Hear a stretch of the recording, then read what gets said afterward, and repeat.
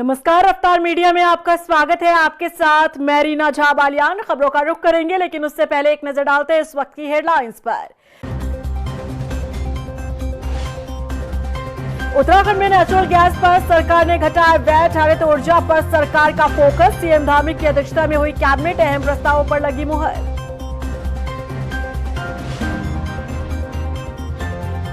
अंकिता हत्याकांड मामले में गट्टू के नाम पर चढ़ा सियासी पारा। महेंद्र भट्ट का बयान, अनुसूचित समाज को कांग्रेस कर रही बदनाम। 25 दिसंबर को एआई वीडियो के खिलाफ हरीश रावत देंगे बीजेपी कार्यालय पर धरना। मोपू लेकर समर्थकों के साथ करेंगे बीजेपी कार्यालय कूच। महेंद्र भट्ट ने ली चुटकी, कहा कार्यालय में हुई हरदा के स्वागत की तैयारी। टिहरी के घनसाली से सामने आए रिश्तों को तार तार करने वाला मामला। पारिवारिक विवाद युवक को पड़ा भारी। सगे भाई और मां की बेरहमी के चलते युवक ने गंवाए अपने दोनों हाथ। और चलिए अब बुलेटिन की शुरुआत कर लेते हैं। मुख्यमंत्री पुष्कर सिंह धामी की अध्यक्षता में हुई कैबिनेट बैठक में 11 प्रस्ताव आए। सभी प्रस्तावों पर चर्चा के बाद मंत्रिमंडल ने मुहर लगाई। बता दें कि सरकार ने नेचुरल गैस पर वैट को घटाया है। वहीं आपदाग्रस्त क्षेत्र धराली में होने वाली सेब की बागवानी पर भी बड़ा फैसला लिया गया है। देखिए रिपोर्ट। नेचुरल गैस पर वैट की दर को 20% से घटाकर 5% करने के प्रस्ताव पर मुहर। हरित ऊर्जा को प्रमोट करेगी सरकार। धराली और आसपास के आपदाग्रस्त क्षेत्रों से सेब खरीदेगा कृषि विभाग। कैबिनेट ने लिया फैसला। रॉयल डिलीशियस सेब की कीमत को 51 रुपए प्रति किलो, दूसरे रेड डिलीशियस सेब की कीमत को 45 रुपए प्रति किलो करने का लिया फैसला। संस्कृति विभाग के तहत उत्तराखंड के कलाकारों और लेखकों को मिलने वाले भत्ते को 3000 से बढ़ाकर 6000 रुपए किया गया। लो रिस्क भवन अब आर्किटेक्ट स्तर से ही हो सकेंगे पास, प्राधिकरण जाने की नहीं जरूरत। कैबिनेट ने औद्योगिक विकास विभाग में ग्राउंड कवरेज एमएसएमई यूनिट और इंडस्ट्री यूनिट को बढ़ाने का लिया फैसला। बांस और रेशा विभाग के ढांचे में परिवर्तन, तकनीकी प्रकृति के स्टाफ को उपनल के बजाय आउटसोर्सिंग से रखने की व्यवस्था।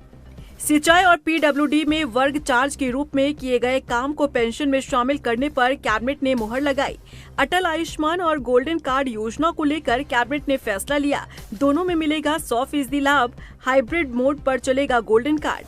चिकित्सा शिक्षा सेवा नियमावली में संशोधन। प्रोफेसर और एसोसिएट प्रोफेसर की सेवा सीमा 50 से बढ़ाकर की गई 62 वर्ष। स्वामी राम कैंसर इंस्टीट्यूट हल्द्वानी के लिए बढ़ाए गए 4 नए पद। श्रीनगर मेडिकल कॉलेज में समान कार्य समान वेतन मामले को कैबिनेट उप समिति को भेजा गया। दुर्गम और अति दुर्गम क्षेत्र में तैनात विशेषज्ञ डॉक्टरों को 50% अतिरिक्त भत्ता देगी सरकार। प्रेस क्लब की इमारत सूचना विभाग को होगी ट्रांसफर। सूचना विभाग बनाएगा भवन। 11 एजेंडे आए थे और पहला एजेंडा था वित्त विभाग का। इसमें नेचुरल गैस पर वैट की दर 20% था, उसको घटाकर 5% करने का निर्णय लिया गया है। वैट कम कर दिया है। ये इससे हरित ऊर्जा को जो है प्रोत्साहन मिलेगा, उसकी दाम कम हो जाएगी।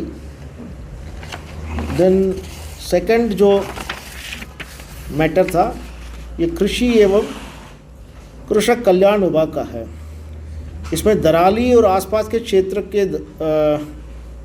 में जो जहाँ पर डिजास्टर हुई थी, उसमें रॉयल डिलीशियस सेब का 51 रुपये प्रति किलोग्राम और रेड डिलीशियस सेब और अन्य सेब का 45 रुपये प्रति किलोग्राम के दर पर उद्यान और खाद्य प्रसंस्करण विभाग द्वारा उपार्जन किया जाएगा और इसकी धनराशि घोषणा मद में स्वीकृत की जाएगी। इसकी क्रियान्वयन के लिए आज आए थे। ये माननीय मुख्यमंत्री की घोषणा थी कि सेब का जो है हम लोग प्रोक्यूर करेंगे, क्योंकि वहाँ पर डिज़ास्टर हुआ है और उसकी प्राइस भी फिक्स की गई थी, तो उसका एक औपचारिक अनुमोदन आज माननीय मंत्री ने किया।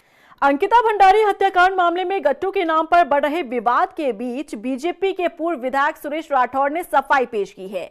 पूर्व विधायक ने जहां इसे षड्यंत्र करार दिया है, तो वहीं बीजेपी प्रदेश अध्यक्ष महेंद्र भट्ट ने पूरे मामले को जातिवाद का रंग देते हुए अनुसूचित समाज को टारगेट करने का आरोप लगा दिया है। देख रिपोर्ट। नहीं थम रही गट्टू के नाम पर कंट्रोवर्सी। पूर्व विधायक सुरेश राठौर ने पेश की सफाई। ऑडियो को बताया एआई जनरेटेड। गट्टू के नाम पर महेंद्र भट्ट का बयान। अनुसूचित समाज को कर रहे बदनाम। वो गट्टू वहाँ क्या था, ये सब चीजें ना बोली। उनके बारे में, दुष्यंत कुमार गौतम के बारे में मुझे बोलने में कोई आपत्ति नहीं, क्योंकि वो ऑडियो वायरल हो रही है इनकी आवाज। उत्तराखंड में अंकिता भंडारी हत्याकांड को लेकर एक बार फिर चर्चा शुरू हो गई है। बीजेपी के पूर्व विधायक सुरेश राठौड़ की कथित पत्नी उर्मिला ने जो कुछ खुलासा किया, उसे लेकर सूबे की सियासत गर्माती दिख रही है। वो गट्टू है, वो गट्टू को दिया था अंकिता ने उस रात, जैसे इन्होंने अंकिता को मरवा दिया, अंकिता भंडारी को मरवा दिया इन्होंने सबने। उर्मिला के बयान से मचे बवाल के बीच पूर्व विधायक सुरेश राठौड़ ने सफाई पेश की। सुरेश राठौड़ ने ऑडियो को एआई जनरेटेड और फर्जी बताया। सुरेश राठौड़ ने ऑडियो जारी करने वाली और उन पर आरोप लगाने वाली महिला उर्मिला पर कानूनी कार्रवाई की मांग की। राठौड़ का कहना है कि लगातार उनकी सामाजिक और राजनीतिक छवि खराब की जा रही है। अंकिता भंडारी को लेकर मेरा ऑडियो प्रस्तुत किया जा रहा है, मेरे भारतीय जनता पार्टी के लोगों को बदनाम करने की साजिश की जा रही है, षड्यंत्र किया जा रहा है, उसमें देश और प्रदेश के नेताओं का नाम लिया जा रहा है। तो ये गैर कानूनी तरीके से एआई निर्मित करके उसको मेरे को बदनाम करने के लिए, मेरी छवि को खराब करने के लिए, मेरी भारतीय जनता पार्टी की छवि को खराब करने के लिए जो षड्यंत्र किया जा रहा है, उसकी फॉरेंसिक जांच होनी चाहिए और उनके मोबाइल को अपने कब्जे में लेकर मेरी मांग ये है कि इस तरह के कृत्य ये पिछले 1.5-2 सालों से मेरे विरुद्ध करती रही है, मेरी सामाजिक राजनीतिक छवि को खराब करती रही है, कहीं बैठकर कहीं अनर्गल प्रचार प्रसार करती रहती है, उसके विरुद्ध कानूनी कार्रवाई के रूप में ये सनसनी फैलाने का, अराजकता फैलाने का और मेरे विरुद्ध प्रचार प्रसार करने का ये मुकदमा दर्ज किया जाना चाहिए। वहीं बीजेपी प्रदेश अध्यक्ष महेंद्र भट्ट ने मामले को नया मोड़ दे दिया है।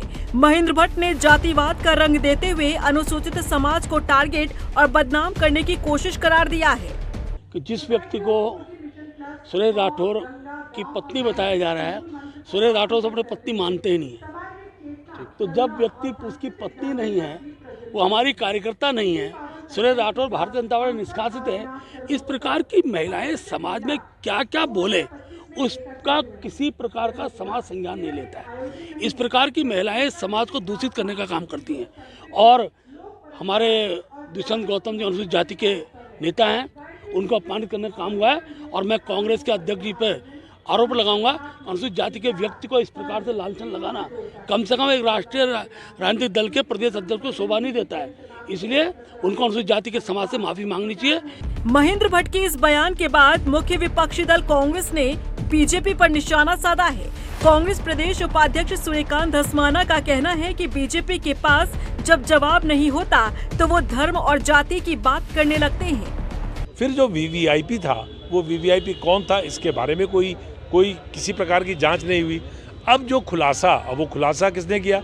खुलासा वो भारतीय जनता पार्टी के नेता रहे, उस समय तो निष्कासित नहीं थे। जब का ये सारा वाकया, ये सारी ऑडियो वीडियो जितनी है, वो सारा का सारा मामला उस समय का है जब वो भारतीय जनता पार्टी के नेता थे। जिस प्रकार की वो बातें कर रहे हैं, जिस प्रकार का ऑडियो सुनाई पड़ रहा है, उस पर हमने रिएक्ट किया है, उस पर हमने बात, हमारे प्रदेश अध्यक्ष जी ने जो दिल्ली में बात कही है, उन्होंने यही कहा है कि इसकी एक सीबीआई जांच करा ली जाए। हम तो ये तो नहीं कह रहे हैं कि पुलकित आर्य के साथ गौतम जी को भी जेल में डाल दिया जाए, हम तो ये तो नहीं कह रहे हैं, हम तो कह रहे हैं जांच करवाई जाए। इसमें कहाँ अनुसूचित जाति, जनजाति, ब्राह्मण, ठाकुर कहाँ से आ गया? बीजेपी को जब कुछ नहीं सूझता तो हिंदू, मुस्लिम, स्वर्ण, अनुसूचित जाति ये करने लग जाती है। फिलहाल उत्तराखंड की सियासत इसी मुद्दे के इर्द गिर्द घूमती नजर आ रही है। अंकिता भंडारी हत्याकांड में जिस तरह से वीआईपी का नाम उजागर किया गया, इसने बीजेपी की टेंशन बढ़ा दी है। गट्टू नाम की चर्चा ने बीजेपी पर सवाल खड़े कर दिए हैं और कांग्रेस इस मुद्दे को पूरी तरह से भुनाती नजर आ रही है। ऐसे में देखना होगा कि जो मांग कांग्रेस कर रही है सीबीआई जांच को लेकर, क्या इस पर कदम बढ़ाया जाता है या फिर बीजेपी कोई और दूसरा रास्ता निकालती नजर आती है। रफ्तार मीडिया के लिए देहरादून से सुशांत सिंह के साथ ब्यूरो रिपोर्ट। बहुचर्चित अंकिता हत्याकांड में गट्टू कंट्रोवर्सी ने तूल पकड़ लिया है। बुधवार को भी राजधानी देहरादून में महानगर कांग्रेस ने सरकार का पुतला दहन किया और बीजेपी सरकार पर अंकिता हत्याकांड मामले में सीबीआई जांच कराने का दबाव बनाया। प्रदर्शन में शामिल कांग्रेस प्रदेश उपाध्यक्ष सूर्यकांत धस्माना का कहना है कि अंकिता भंडारी हत्याकांड केवल एक अपराध नहीं बल्कि सत्ता के संरक्षण में सच को दबाने का उदाहरण है। उन्होंने आरोप लगाया कि सरकार के संरक्षण के चलते हत्याकांड के साक्ष्यों को मिटाया गया, जिसका खुलासा बीजेपी नेता की करीबी महिला उर्मिला सनावर के जरिए किया गया। वीडियो है। पूरे प्रदेश में प्रदेश अध्यक्ष गणेश गोदियाल जी के आह्वान पर, पीसीसी के आह्वान पर आज अंकिता भंडारी मामले में जो नए खुलासे हुए हैं, गट्टू जो दुष्यंत कुमार गौतम, बकौल उर्मिला सनावर, सुरेश राठौर की दूसरी धर्मपत्नी, उन्होंने जो आरोप लगाया है, वीवीआईपी दुष्यंत कुमार गौतम थे और उनके साथ अनेक और भारतीय जनता पार्टी के सीनियर लीडर्स थे जो अनाचार दुराचार करना चाहते थे अंकिता के साथ, जिसके कारण उसकी हत्या हुई। उस मामले की उच्च स्तरीय सीबीआई जांच हो। लक्सर में भी भीम आर्मी जय भीम संगठन अंकिता हत्याकांड को लेकर सरकार को उन्होंने घेरा। इस दौरान संगठन के कार्यकर्ताओं ने सरकार पर तीखा हमला बोला। उन्होंने कहा कि प्रदेश में बेटी बचाओ बेटी पढ़ाओ का नारा पूरी तरह से फेल साबित हुआ है। आज की प्रेस वार्ता का जो मुद्दा है वो अंकिता भंडारी कांड है, जिसको 18 सितंबर 2022 में ये कांड हुआ और इसमें जनपद पौड़ी के ब्लॉक यमकेश्वर की ये घटना है। और इस घटना से ये स्पष्ट होता है कि भारतीय जनता पार्टी का जो नारा है बेटी बचाओ बेटी पढ़ाओ का, वो पूरी तरह से विफल हुआ है।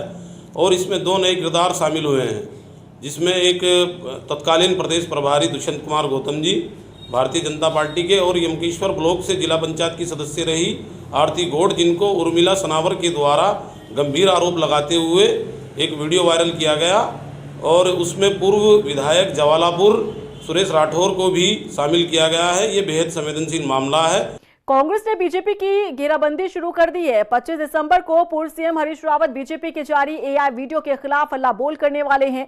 बता दें कि गुरुवार को हरदा अपने तमाम समर्थकों के साथ बीजेपी कार्यालय कूच करेंगे।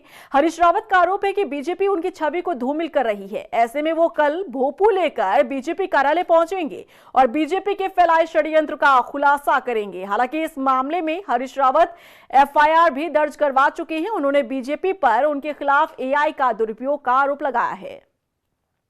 उधर बीजेपी पूर्व सीएम हरीश रावत के प्रदर्शन को लेकर तैयार है। बीजेपी प्रदेश अध्यक्ष महेंद्र भट्ट का कहना है कि वो खुद हरीश रावत का स्वागत करने के लिए पार्टी कार्यालय में मौजूद रहेंगे। बता दें कि भट्ट ने बीजेपी के जारी एआई वीडियो पर भी प्रतिक्रिया दी। महेंद्र भट्ट ने कहा कि आजकल एआई का जमाना है, कौन किसकी कब वीडियो बना दे ये कहना मुश्किल है। हरीश रावत जी का हम अपने कार्यालय में स्वागत करते हैं। हम उनके लिए बढ़िया सी चाय बनवा के रखेंगे। भोकू लगाने की आने की अवस्था नहीं है। बीजेपी के दफ्तर के अंदर आकर और वो भाजपा में हो जाएं, ऐसी मैं अपेक्षा भी करता हूं। मैं उनके स्वागत के लिए आ रहूंगा। हर प्रकार का प्रमाण जनता दे रही है। जब चुनाव आते हैं तो जनता 4 चुनाव में उनको प्रमाण दे चुकी है। इसलिए प्रमाण हमसे ना मांगे, प्रमाण वो जनता से मांगे। कांग्रेस विधायक वीरेंद्र जाती को सरकारी आवासों की विद्युत लाइन काटना भारी पड़ सकता है। बता दें कि विद्युत विभाग के अफसरों ने वीरेंद्र जाती के खिलाफ शिकायत दर्ज करवाई है। इसमें अफसरों ने कहा कि कांग्रेस विधायक का ये कदम गैरकानूनी और जानलेवा है। नियमों का उल्लंघन करते हुए उन्होंने सरकारी काम में हस्तक्षेप किया है। और बता दें कि मंगलवार को झबरेड़ा विधायक वीरेंद्र जाती ने क्षेत्र में बिजली कटौती से परेशान होकर अफसरों के घरों की विद्युत लाइन को काट दिया था। भी है इससे। अभी विनोद पांडे जी एसआईसी पंचायत ग्रामीण ने इस बारे में आपको ब्रीफ भी कर दिया है। क्योंकि मैं यहाँ का सिटिंग एक्सीएन हूँ अर्बन का, शहरी क्षेत्र का, तो मेरे पास इनकी शिकायत भी आई कि साहब ये मेरे घर के कनेक्शन काटा गया है, उचित नहीं है, कृपया आप आवश्यक कार्रवाई करें। तो मैं तो बड़ा शॉक्ड भी था कि मुझे पता होने पर जब उनकी चिट्ठी भी मिली। फिर मुझे पता चला कि मेरे आवास के पहले पावर ट्रांसमिशन के चीफ इंजीनियर रहते हैं। संभवतः गफलत में उनकी भी लाइट इन्होंने जाके वहाँ पे काट दी चीफ इंजीनियर के नाम से, जबकि उनका यूपीसीएल से कोई लेना देना नहीं है। माननीय विधायक जी द्वारा प्रातः काल में ऐसा किया गया, संयोजन विच्छेदन किया गया जो कि नियम विरुद्ध था। उनके द्वारा यह कहना कि जनता में जो समस्या उत्पन्न हो रही, जनता को रोस्टिंग की वजह से एहसास दिलाने के लिए किया गया। 2-3 जगह हमने फेसबुक में ये देखा उनका, ये उचित नहीं था। हमें एहसास रहता है जनता की तकलीफों का, क्योंकि हम भी इस काम को देखते हैं। हम भी जनता के पार्ट है, जनता से अलग नहीं है। हम भी जहाँ रहते हैं वहाँ लोगों की लाइन है, उसी लाइन से हम भी इस्तेमाल करते हैं।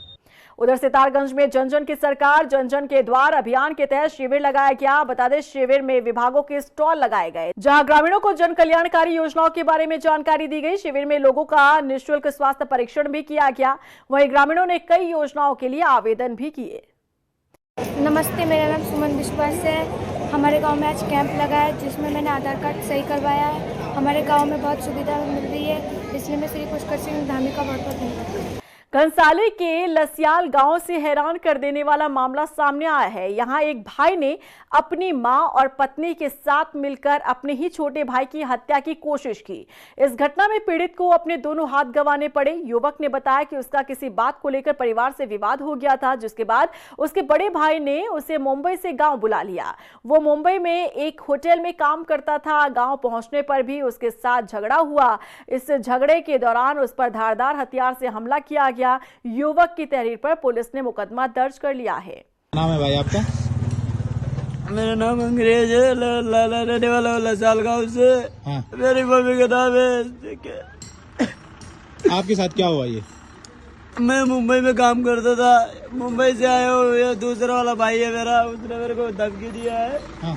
कि मम्मी को समझा करके मेरे को घर पे बुलाया है। मैं घर पे आया हूँ। फिर उसकी क्या बीवी भाई है, का नाम क्या आपका? पूरब सिंह। अच्छा, पूरा नाम पूरा लिस्ट। अच्छा। और उसकी बीवी है, उसका बीवी है थोड़ा मोटा दिमाग का। उसकी बीवी ने बोला है कि ऐसा वैसा करो, अब उसको मत समझाओ, उसकी अपनी मम्मी को मत बोलो कुछ, क्योंकि पहले उन्होंने मेरे को घर पे बुला दिया, उनके साथ लफड़ा कर दिया। अब उनके साथ सही हो गया, मेरे को मार रहे हैं उल्टा। और इसी के साथ फिलहाल इस बुलेटिन में बस इतना ही, लेकिन चलते चलते एक नजर डालते इस वक्त की हेडलाइंस पर। उत्तराखंड में नेचुरल गैस पर सरकार ने घटाया वैट। हरित ऊर्जा पर सरकार का फोकस। सीएम धामी की अध्यक्षता में हुई कैबिनेट, अहम प्रस्तावों पर लगी मुहर।